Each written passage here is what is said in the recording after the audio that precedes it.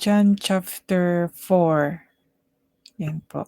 John chapter 4 verse 24. God is a spirit. 'Yan po ang Diyos, espiritu po ang Diyos. Ang Diyos ay espiritu. Kaya itong ating binabasa sa Bible, Word of God is about spirit. Dahil siya 'yan, 'di ba? Word, kaya nga sinasabing Word of God.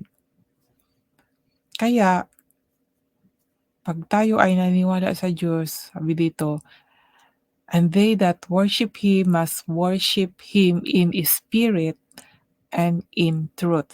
Ngayon, paano natin malalaman ang truth, ang katotohanan kung hindi natin saliksikin ang tungkol sa Kanya dahil God is a spirit.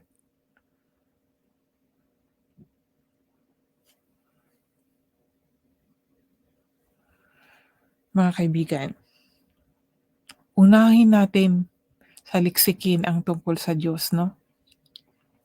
Maraming mga hidden words, mga hidden talaga message from God na hindi po natin alam. Dahil 'pag nagsisimba po tayo, hindi naman talaga malalalim ang itinuturo, eh. Halimbawa yung transformation in spiritual 'no, rebirth or renewal of the spirit, yung mga baptism, hindi po yan itinuturo unless na, ah, sasali po tayo sa mga ibang organization na nagtuturo po about sa mga ganyan. Nung una, ito po, aking kuwento 'no, nung hindi pa ako nag-join dito po sa isang ano bang tawag dito, foundation. Kasi ang gawain ko po nung bata pa ako tungkol po sa pananampalataya ay nagsisimba lang. Nagsisimba and then sa bahay namin nagro-rosary po kami araw-araw, 6 o'clock sa gabi po. Yun lang po yung ano ko, yun nakakarinig lang sa turo ng mama, yun nga, maging mabait at, mag-rosary. Hanggang sa nag-teenager na ako, hindi nga ako marunong mag-pray, ng sarili ko, eh. Nag-depend ako sa rosary and then after rosary yun mga hinihiling 'no, pangsariling kahilingan. Hanggang sa naging 20, tumungtong na ako sa 20 years old. So, natuto na po akong mag-novena. Doon, ako na lang isa nagno-novena and then nagro-rosary. Tapos patago pa yung papasok ko sa church kasi everyday na ako nagro-rosary nun, eh. Parang devotion, 'di ba? So, yun lang po yung alam ko 'pag sa simbahan, siyempre yung nakikinig sa wali, 'di ba?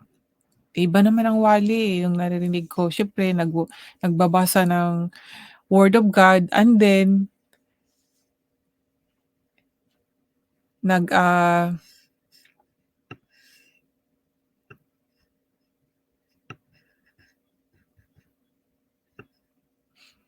nag-ano, nag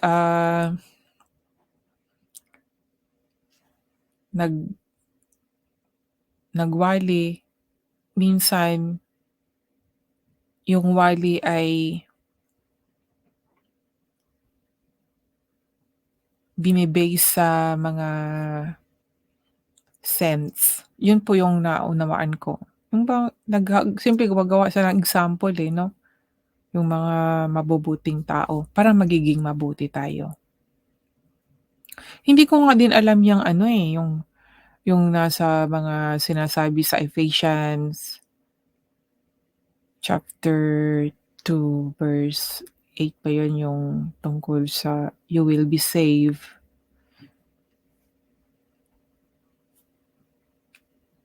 sa pamagitan ng faith, not not by work, yung mga gano'n. hindi ko na ano yun, hindi ko narinig yun, eh, na itinuro. Basta ang pagkakaalam ko lang 'pag gumawa tayo ng mabuti, ay maliligtas tayo, yun lang po ang alam ko. Maki basta mabuti yung mga ginagawa natin. Hanggang sa ito, nagbasa na ako ng Bible and then marami akong naano na ang dami palang mga hidden words na hindi ko alam, na hindi alam ng marami. Lalo na sa mga taong kagaya ko no'n, hindi nagbabasa ng Biblia. Dahil hindi nga naunawaan, 'di ba? Hindi talaga naunawaan kaya nga 'pag once na naunawaan natin, masasabi natin ang daming hidden word. Ngayon kung hindi ise-share, kasi may iba din na alam nila pero hindi din lahat itinuturo. Kaya napatanong ako sa sarili ko, bakit kaya hindi itinuro ang mga tungkol dito? Siguro 'pag malaman ng tao na may ganito pala at maging matalino ang tao, siyempre naunawaan din tungkol sa espiritu o magbago 'no? Power kasi 'yan mga kaibigan, eh, may power kasi diyan, eh. Ayaw nilang sa ano ko lang ba, ayaw nilang malamangan ba, kaya hindi nila lahat itinuturo. Kawawa nga mga kaibigan, eh. Minsan pa 'no, sa obserbasyon ko din, meron sila naghihikayat sila ng mga members, oo, nagshi-share sila ng word of God na mag-repent, tapos pinapag-fasting nila kaagad. Siyempre 'pag mag-fasting ka niyan, gutom ka at 'pag wala kang pagkain, ang nagwo-work dun sa sarili natin spirit 'yan mga kaibigan. Paano kung hindi ka pa taos nagsisisi, tapos nag-fasting ka, tapos yung mga humihikayat sa'yo ay may mga power yun sila 'no? Kasi nga if you have a spirit, may power ka, paano kung power is not from the Holy Spirit? Example na lang natin kay Kibuloy sa istorya niya 'no? Talagang kawawa kung na narinig niyo po yung tungkol sa mga nakaranas ng